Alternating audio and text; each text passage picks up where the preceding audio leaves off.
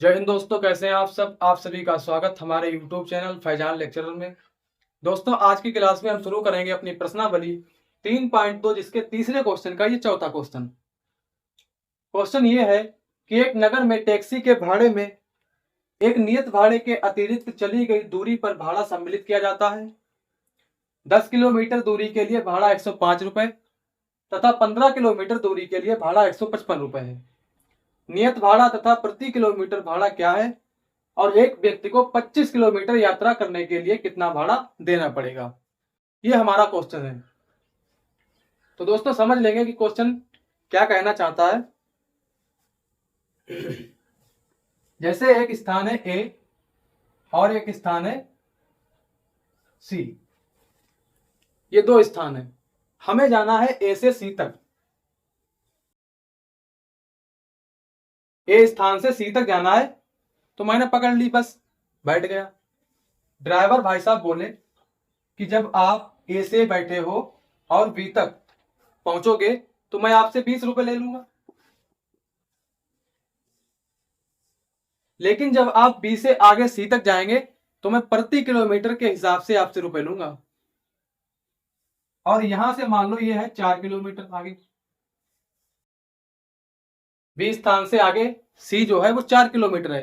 तो ड्राइवर ने कहा कि प्रति किलोमीटर हिसाब से मैं आपसे रुपए लूंगा आगे, लेकिन ए से बी तक आपको 20 रुपए देना है। तो इसे हम कहेंगे नियत भाड़ा। ये तो हो गया नियत, एक निश्चित भाड़ा है। और यहां से हमें सी तक जो देना पड़ेगा वो प्रति किलोमीटर के हिसाब से भाड़ा देना पड़ेगा, प्रति किलोमीटर भाड़ा।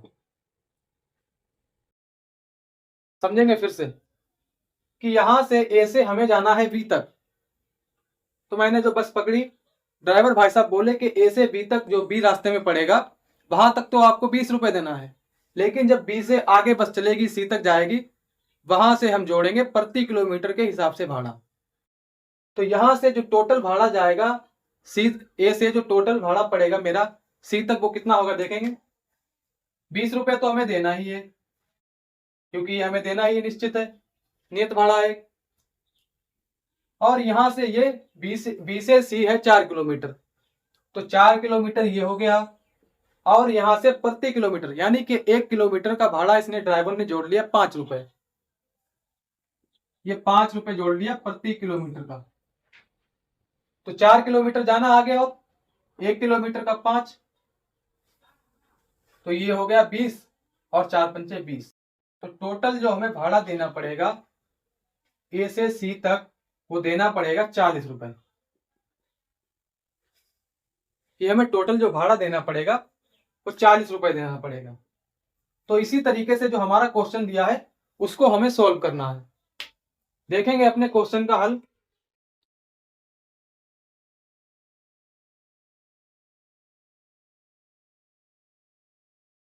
लिखेंगे हल।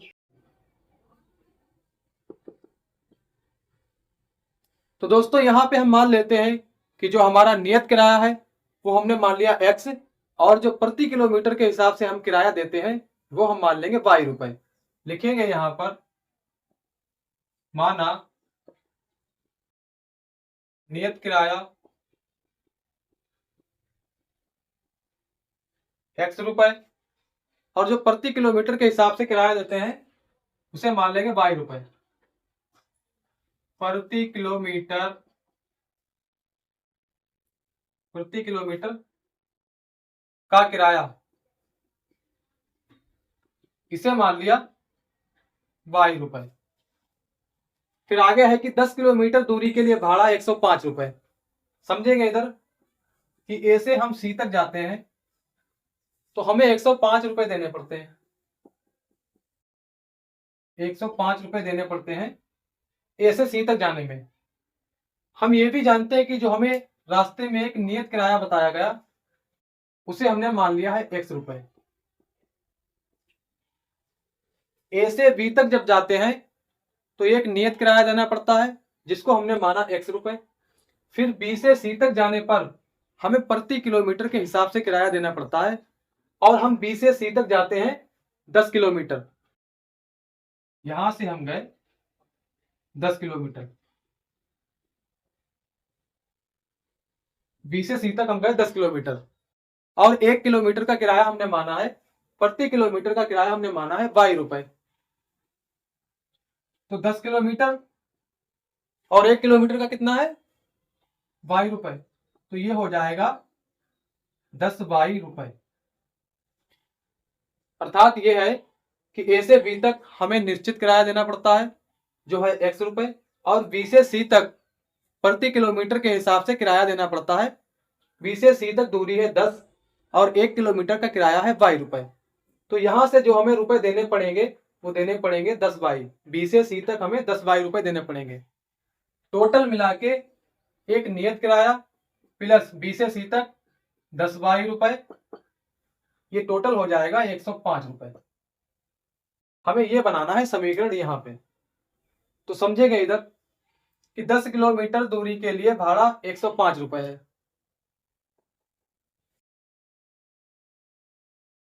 10 किलोमीटर दूरी के लिए भाड़ा 105 रुपए।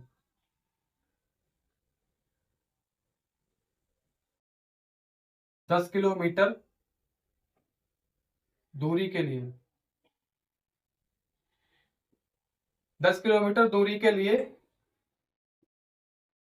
भाड़ा 105 रुपए। तो 10 किलोमीटर दूरी के लिए इससे पहले इसमें एक नियत किराया जुड़ा होगा, वो हमने माना है x प्लस 10 किलोमीटर और 1 किलोमीटर का मान है, 1 किलोमीटर का किराया है 22 रुपए। तो ये हो जाएगा 10 जो अभी हमने देखा था। टोटल हमें देना पड़ता है 105 रुपए। इसे हम मान लेंगे समीकरण 1। इसे मान लिया हमने समीकरण नंबर 1।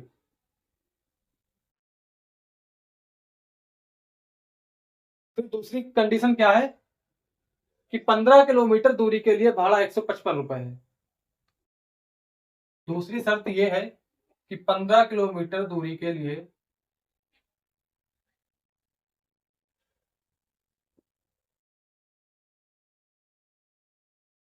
इसके लिए भाड़ा है 155 रुपए।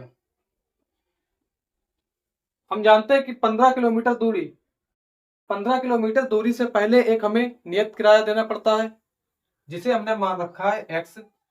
फिर इसके बाद हमें जाना है 15 किलोमीटर और प्रति किलोमीटर का 22 रुपए किराया है।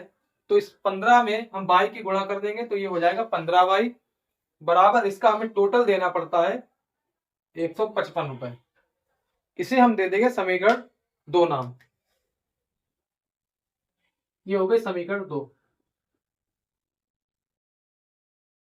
समीकरण 2। तो दोस्तों यहां पे हमने समीकरण 1 और समीकरण 2 ये प्राप्त कर लिए हैं। फिर प्रतिस्थापन विधि से आगे हल करेंगे। इसे लिखेंगे प्रतिस्थापन विधि से हल।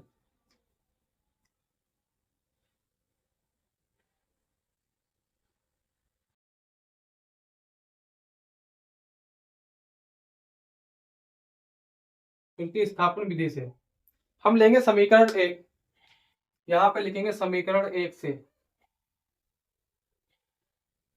समीकरण 1 से समीकरण 1 है हमारी x प्लस 10y बराबर 105, x प्लस 10y बराबर 105।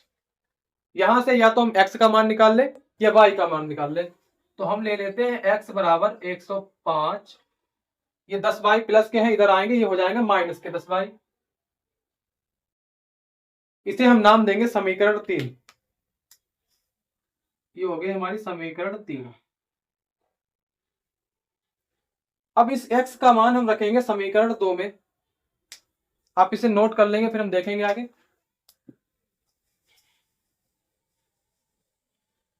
x का मान समीकरण 2 में रखने पर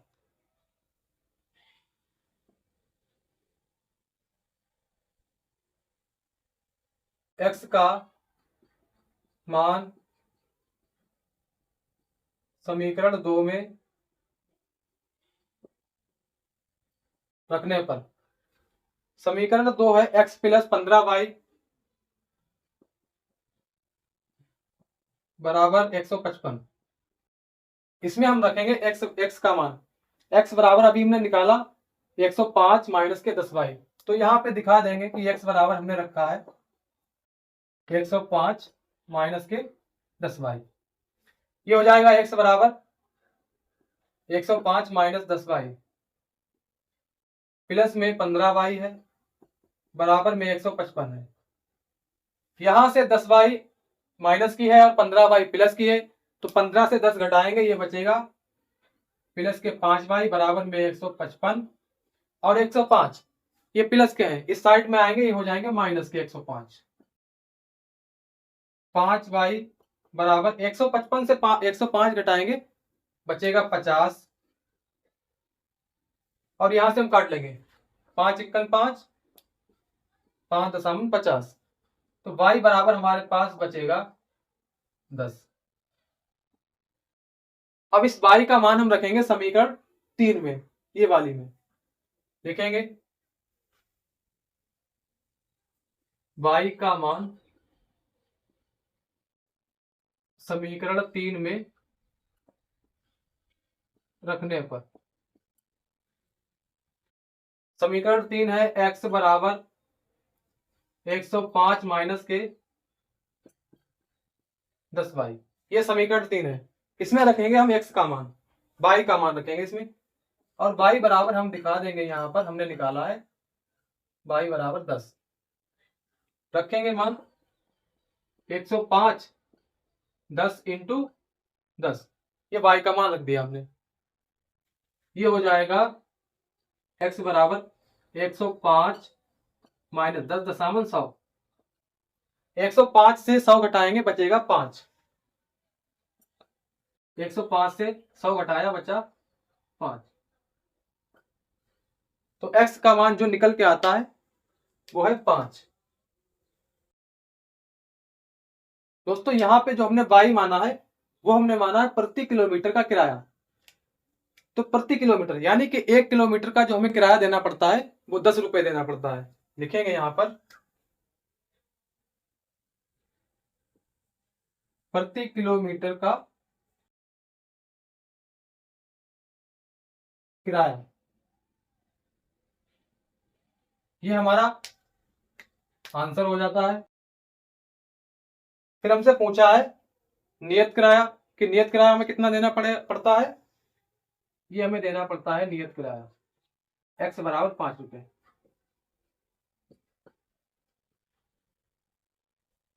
ये हमारा हो जाता है आंसर।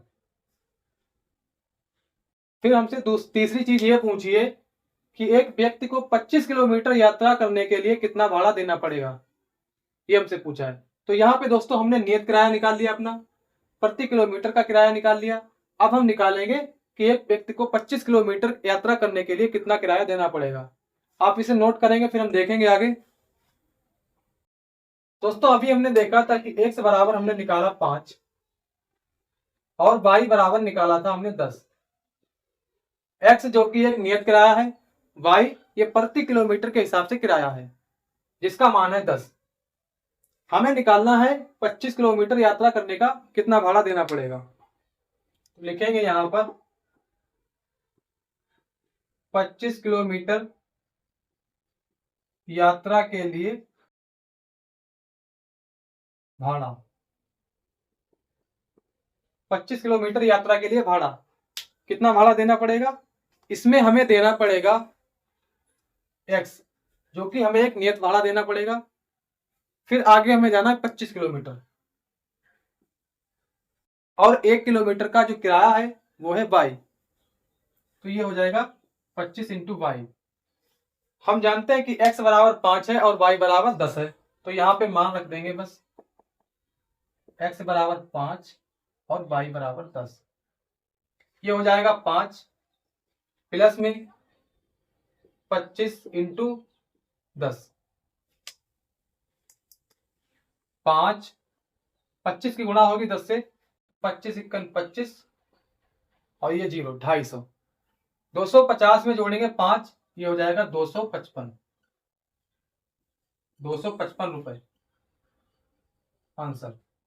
तो कोई भी व्यक्ति अगर 25 किलोमीटर यात्रा करता है तो उसको 255 देना पड़ेगा। यहाँ पे दोस्तों हमने अपनी प्रश्नावली 3.2 जिसके तीसरे क्वेश्चन का चौथा क्वेश्चन भी कंप्लीट कर लिया है। आप इसे नोट करेंगे, फिर हम चलते हैं क्वेश्चन नंबर 5 की ओर, तीसरे का 5वां क्वेश्चन। तो दोस्तों अब हम शुरू करते हैं अपने तीसरे क्वेश्चन का 5वां क्वेश्चन। क्वेश्चन ये है कि यदि किसी भिन्न के अंश और हर में 2 जोड़ दिया जाए तो वह 9/11 हो जाती है। यदि अंश और हर में 3 जोड़ दिया जाए तो वह 5/6 हो जाती है। भिन्न ज्ञात कीजिए।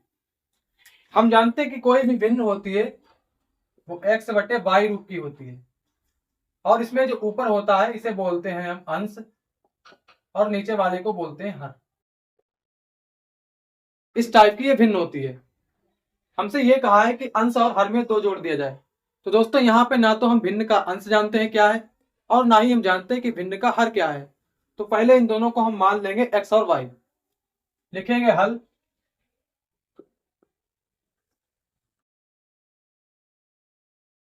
माना भिन्न का अंश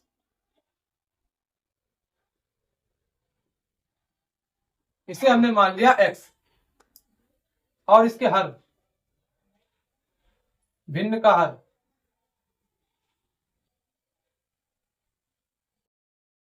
इसे हम मान लेंगे भाई y। तो भिन्न के अंश को हमने x मान लिया और इसके हर को मान लिया y। जो हमारी प्राप्त भिन्न है, प्राप्त भिन्न वो x/y हो सकती है। बिल्कुल हो सकती है, क्योंकि हमने इसके अंश को मान लिया x और हर को मान लिया y। तो हम अपनी भिन्न बना सकते हैं x/y। अब क्वेश्चन में ये कह रहा है कि इसके हर और अंश में 2 जोड़ दिया जाए। तो लिखेंगे हर व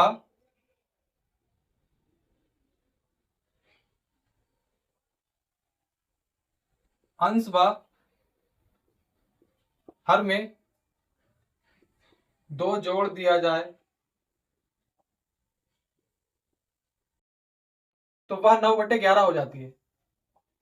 क्वेश्चन में हमसे ये कहा है कि भिन्न के अंश और हर में 2 जोड़ दिया जाए तो वह 9/11 हो जाती है।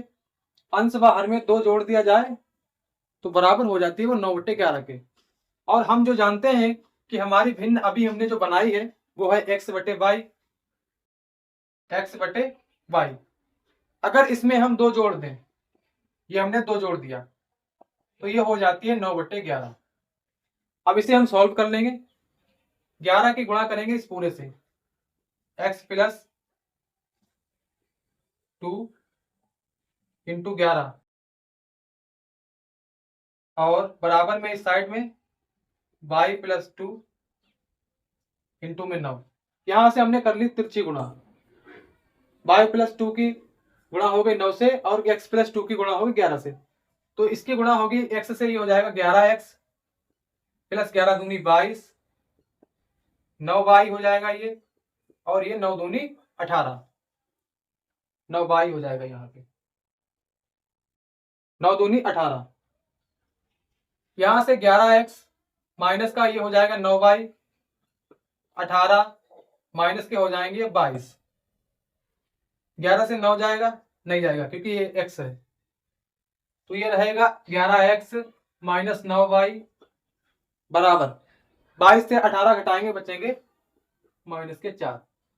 इसे हम मान लेंगे समीकरण 1। इसे मान लिया समीकरण 1। फिर दूसरा जो पहली शर्त है उसे हमने कंप्लीट किया। अब हम देखेंगे शर्त 2 कि क्या कहता है। सेकेंड शर्त क्या है इसकी? ये हमारी शर्त फर्स्ट है। सेकेंड शर्त में कहता है कि यदि अंश और हर में 3 जोड़ दिया जाए तो वो 5/6 हो जाती है। लिखेंगे यहां पर अंश व हर में 3 जोड़ने पर बराबर हो जाती है 5/6 के। हमारी भिन्न ये है x/y, x/y। इसमें हम जोड़ दें 3। इसके अंश और हर में अगर हम 3 जोड़ दें तो ये हो जाएगी 5/6। 5/6 x + 3 की गुणा होगी 6 से, और y + 3 की गुणा होगी 5 से। यहां से हम करेंगे तिरछी गुणा, तो x प्लस 3 इंटू में 6 5 y प्लस 3। यहां से हम तिरछी गुणा कर लेंगे, 6 की गुणा होगी x से, ये हो जाएगा 6x, 6 तियां हो जाएगा ये 18, 5 की गुणा y से बराबर के ये 5y प्लस 5 तियां 15। यहां से हमने कर ली गुणा, ये 6x माइनस के हो जाएंगे ये 5y क्योंकि प्लस के हैं, ये माइनस के 5y बराबर में 15 है, प्लस के 18 उस साइड में जाएंगे, ये हो जाएंगे माइनस के 18। 6x माइनस के 5y बराबर 18 से 15 घटाएंगे बचाएंगे बचेंगे 3 माइनस के। इसे हम नाम देंगे समीकरण 2। समीकरण 2, ये हमारी समीकरण 2 हो गई। अब हम प्रतिस्थापन विधि से x और y के मान ज्ञात करेंगे। लिखेंगे प्रतिस्थापन विधि,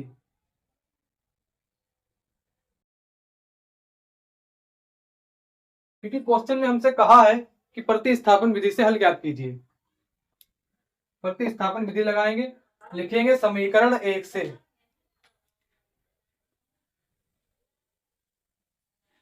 समीकरण 1 से, समीकरण 1 है हमारी 11x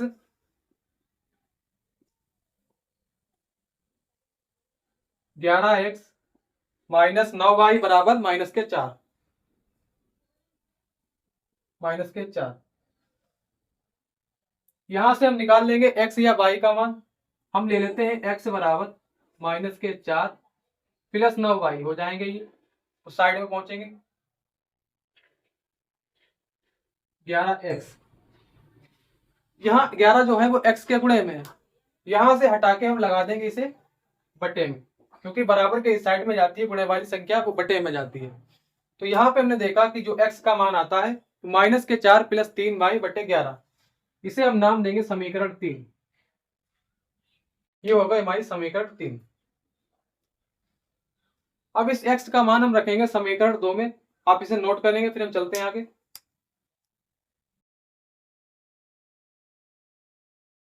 यहां से हमने x का मान निकाल लिया, इसे हमने नाम दे दिया 3। अब इस x के मान को हम समीकरण 2 में रखते हैं, लिखेंगे x का मान समीकरण 2 में रखने पर, समीकरण 2 है हमारी 6x माइनस के 5y बराबर माइनस के 3,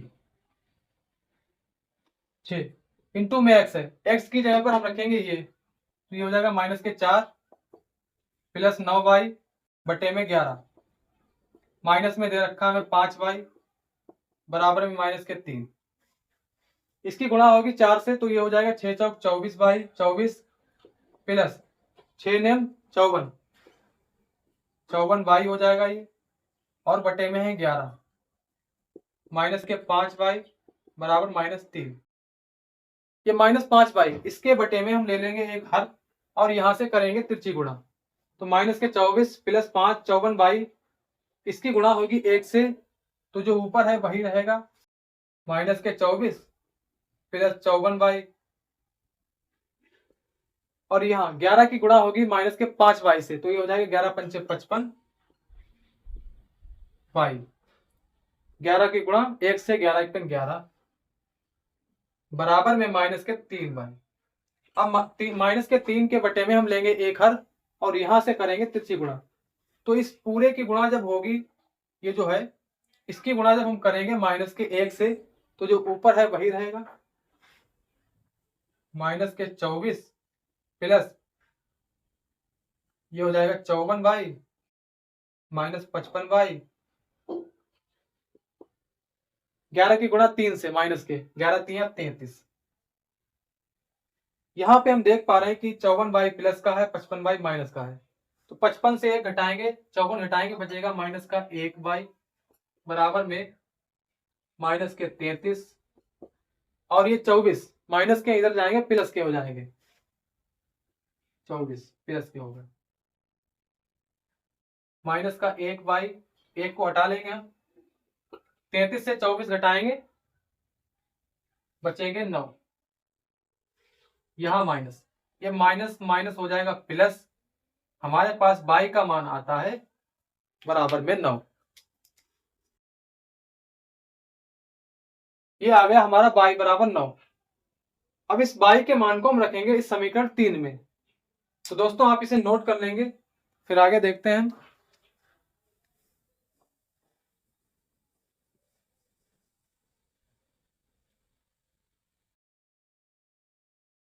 y का मान समीकरण 3 में रखेंगे।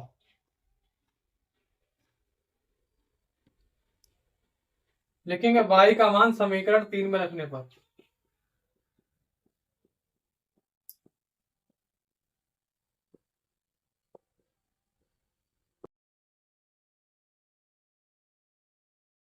y का मान समीकरण 3 में रखने पर समीकरण 3 है हमारी x बराबर -4 प्लस 9y बटे में 11। और हम जानते हैं कि y बराबर अभी हमने निकाला 9, तो 9 के स्थान पे हम y के स्थान पे रख देंगे 9, -4 प्लस 9 इंटू 9 बटे में 11। ये हो जाएगा x बराबर -4 9 ने 81 बटे में 11। 11 से 4 जाएंगे, बचेंगे 7, इधर बचा 7 बटे में 11। काटेंगे इसे 11 से, 11 सते 77। x का मान जो आता है वो आता है 7। x का मान निकल के आता है 7।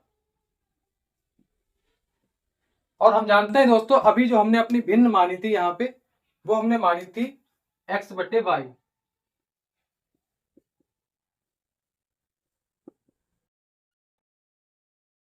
यहाँ पे जो हमने भिन्न निकाली थी अपनी, वो हमारी थी x बटे वाई। हम जानते हैं कि x बराबर है 7 और y बराबर है 9। y बराबर है 9। तो दोस्तों जो हमारी भिन्न निकल के आती है वो आती है 7 बटे 9, और यही हमारा हो जाता है आंसर 7 बटे 9। तो दोस्तों यहाँ पे हमने अपने तीसरे क्वेश्चन का 5वां क्वेश्चन भी कंप्लीट कर लिया। आप इसे नोट करेंगे, फिर हम चलते हैं अपने लास्ट क्वेश्चन की ओर। तीसरे का छठा क्वेश्चन देखेंगे। तो दोस्तों अब हम शुरू करते हैं अपने तीसरे क्वेश्चन का छठा क्वेश्चन। क्वेश्चन ये है कि 5 वर्ष बाद जैकब की आयु उसके पुत्र की आयु से 3 गुनी हो जाएगी। 5 वर्ष पूर्व जैकब की आयु उसके पुत्र की आयु की 7 गुनी थी। उनकी वर्तमान आयु क्या है? दोस्तों यहाँ पे ना तो हम जानते हैं जैकब की वर्तमान आयु कितनी है, ना ही हम जानते हैं कि उसके पुत्र की वर्तमान आयु कितनी है। तो पहले हम मान लेंगे कि जैकब की आयु x वर्ष है और उसके पुत्र की आयु y वर्ष है। लिखेंगे हल।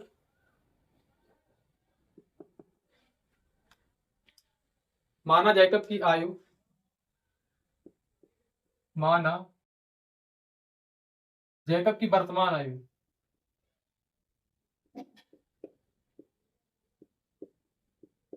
ये हमने मान रखी है x वर्ष, और इसके पुत्र की वर्तमान आयु मान लेंगे y वर्ष।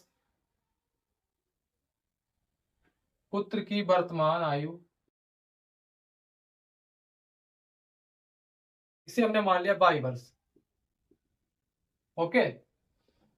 अब शर्त 1 में कहा है कि 5 वर्ष बाद जैकब की आयु उसके पुत्र की आयु से 3 गुनी हो जाएगी। तो शर्त फर्स्ट, 5 वर्ष बाद जैकब की आयु लिखेंगे 5 वर्ष बाद जैकब की आयु, 5 वर्ष बाद जैकब की आयु बराबर हो जाएगी उसके पुत्र की आयु से 3 गुनी। तो यहां पर लिखेंगे पुत्र की आयु से 3 गुनी। यहां पे हम जानते हैं कि जो जैकब की वर्तमान आयु है वो x वर्ष है, तो ये हो जाएगा x। अब हम बात करें 5 वर्ष बाद की आयु के, तो जब हम वर्तमान आयु में 5 जोड़ देंगे तो हमें प्राप्त होगा x प्लस 5। ये हो जाएगी जैकब के 5 साल बाद की आयु। ये बराबर है पुत्र की आयु से 3 गुनी। तो x प्लस 5 ये जैकब की वर्तमान आयु से 5 साल बाद की आयु है। जब पिता की आयु बढ़ेगी तो पुत्र की भी आयु बढ़ेगी, और पुत्र की आयु हमने मान रखी वर्तमान 22, इसमें भी हम जोड़ेंगे 5। अब ये भी हो जाएगी पुत्र के 5 साल बाद की आयु। पुत्र की आयु के 3 गुनी, जो पुत्र की 5 साल के बाद की आयु है उसके 3 गुनी है पिता की आयु, तो ये हो जाएगी x प्लस 5, यानी कि इसके पुत्र के आयु की 3 गुनी है इसके पिता की आयु। तो इसे हल करेंगे अब हम, x प्लस 5 बराबर 3 की गुणा होगी 22 से, ये हो जाएगा 3y प्लस 3 की गुणा 5 से, 3 पंचे 15। ठीक है, आगे सॉल्व करेंगे इसे, तो ये हो जाएगा x 3y प्लस के हैं इस साइड में लाएंगे तो ये हो जाएंगे माइनस के 3y, बराबर से इस साइड में आएंगे ये हो जाएंगे माइनस के 3y, प्लस में बचता हमारे पास इधर 15 और प्लस के 5 बराबर के इस साइड में आएंगे ये हो जाएंगे माइनस के 5, तो ये हो जाएगा x माइनस के 3y बराबर 10। 15 से 5 जाएंगे बचेंगे 10।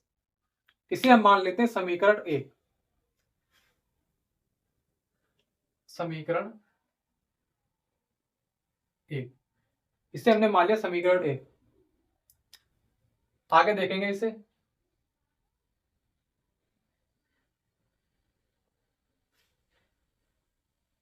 दूसरी शर्त यह है कि 5 वर्ष पूर्व जैकब की आयु उसके पुत्र की आयु की 7 गुनी थी। दूसरी शर्त यह है, तो लिखेंगे यहां पर दूसरी शर्त,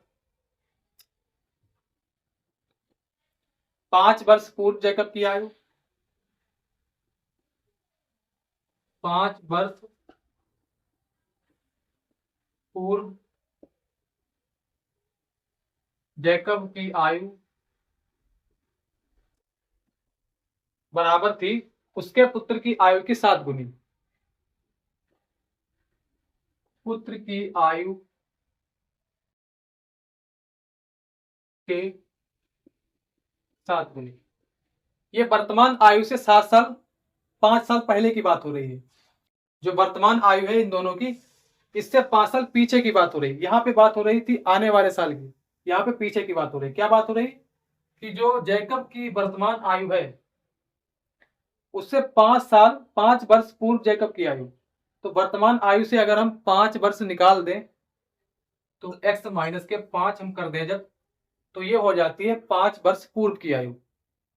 अब ये बराबर थी किसके, पुत्र की आयु के 7 गुनी। तो अभी पुत्र की आयु हमने मानी वर्तमान 22, और बात करें इसके 5 साल पूर्व की आयु के, तो यहां से 22 से हम निकाल देंगे माइनस के 5, यहां से निकाल दिया हमने 22 माइनस 5, यानी कि इसके पुत्र की जो वर्तमान आयु है 22, उसमें से जब हम 5 कम करेंगे तो इसके पुत्र के ये 5 साल पीछे की आयु हो जाएगी। ये हो जाएगी 22 माइनस 5, यानी कि 5 साल पूर्व की आयु हो गई इसके पुत्र की। इसके 7 गुनी थी, जो इसके पुत्र की आयु है इसके 7 गुनी थी इसके पिता की आयु, यानी जैकब की आयु। तो इसे हल करेंगे अब हम, x माइनस 5, 7 की गुणा y से ये 7y, 7 की गुणा 5 से ये माइनस 35, x माइनस के 7y हो जाएंगे, ये बराबर के साइड में आएंगे, और यहाँ 35 माइनस के 5 इधर जाएंगे प्लस के 5 हो जाएंगे। आगे देखेंगे इसे,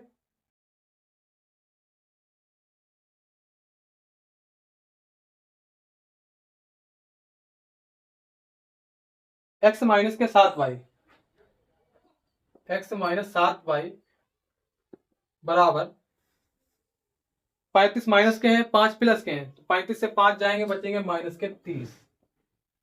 अब यहां से दोस्तों हम या तो x का मान निकाल सकते हैं या y का मान निकाल सकते हैं। तो हम निकाल लेते हैं x का मान, ये हो जाएगा माइनस के 30 और प्लस में 7y। यहां से हमने निकाल लिया x बराबर माइनस के 30 प्लस 7y। इसे हम नाम देंगे समीकरण 2। समीकरण 2 दोस्तों, x का मान रखेंगे हम समीकरण 1 में, लिखेंगे यहां पर x का मान समीकरण 1 में रखने पर, समीकरण 1 है हमारी x माइनस के 3y x माइनस 3y बराबर 10। और हमने निकाला है x बराबर अभी माइनस का 30 प्लस 7y, ये अभी हमने निकाला। यहाँ पे x का मान हम रखेंगे माइनस के 30y, देख लेंगे तो यहाँ पर x बराबर रख लेंगे हम माइनस 30 प्लस 7y और माइनस का ये 3y बराबर में 10। 7 से 3 जाएगा, बचेगा 4/10 और प्लस के हो जाएंगे ये 30, उधर जाएंगे 4y बराबर 30 और 10 40। यहां से हम 4 से काट लेंगे, 4 × 4 4 × 40, तो y बराबर हमारे पास बचा 10। y बराबर हमारे पास बचा है 10, जो कि हमने मानी थी पुत्र की आयु, पुत्र की वर्तमान आयु y मानी थी, और y बराबर निकल के आया हमारे पास 10, तो ये हो जाएगी पुत्र की आयु, पुत्र की आयु। अब इस y का मान हम रखेंगे समीकरण 2 में, जिससे हमें जैकब की आयु मिल जाएगी। तो लिखेंगे यहां पर x का मान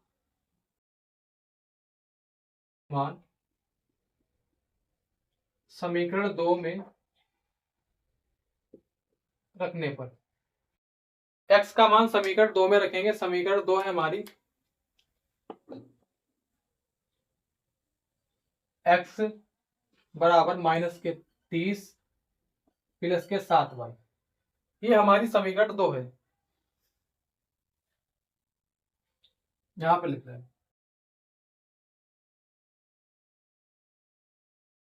2 में रखने पर। समीकरण 2 है हमारी x बराबर माइनस के 30 प्लस 7y, x बराबर माइनस 30 प्लस 7y, और हमने निकाला है y बराबर 10। ये तो यहाँ पे दिखा देंगे कि y बराबर हमने रखा है 10, y बराबर 10 रखा। ये हो जाएगा x बराबर माइनस के 30 प्लस 7 इंटू y की जगह पर हो जाएगा 10, तो यहाँ पे रखेंगे हम 10 माइनस के 30 प्लस 7 दशामलव 70, 70 है प्लस के 30 है माइनस के, 70 से 30 जाएंगे, बचेंगे 40 और x बराबर हो जाएगा 40।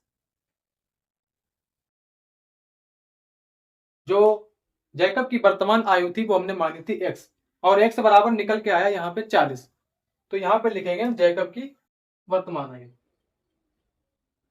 जैकब की वर्तमान आयु। ये हमने फाइंड कर ली जैकब की वर्तमान आयु।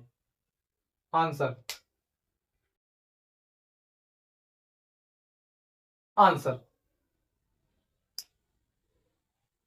तो दोस्तों आज की क्लास में हमने अपनी प्रश्नावली 3 पॉइंट तो जिसको पूरी तरह से हमने कंप्लीट कर लिया है।